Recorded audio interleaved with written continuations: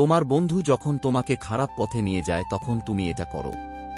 কখনো কি মনে হয়েছে তোমার কাছের মানুষটাই তোমাকে ভুল পথে ঠেলে দিচ্ছে? বন্ধুর নাম ব্যবহার করে কেউ যদি তোমাকে ভুল কাজে টেনে নিতে চায় তবে জেনে রেখো সে বন্ধু নয়, তোমার ভবিষ্যতের চোর। জীবনে যে কোনো ভুল সিদ্ধান্ত সবচেয়ে বেশি ক্ষতি করে তোমাকেই।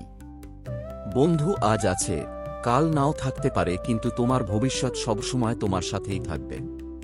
তাই প্রথম কাজ না বলতে শেখো, কারণ যার সামনে তুমি না বলতে পারো না সে তোমাকে সহজেই ভাঙতে পারে। দ্বিতীয় কাজ, ধীরে ধীরে দূরত্ব তৈরি করো। সরাসরি ঝগড়া না করেও নিজেকে নিরাপদ দূরত্বে রাখা যায়। তৃতীয় কাজ, ভালো মানুষদের সঙ্গ নাও। বন্ধু হতে হবে না, হাজারে একটা ভালো বন্ধু তোমার পুরো জীবন পাল্টে দিতে পারে। চতুর্থ কাজ, নিজের লক্ষ্যকে মনে রেখো।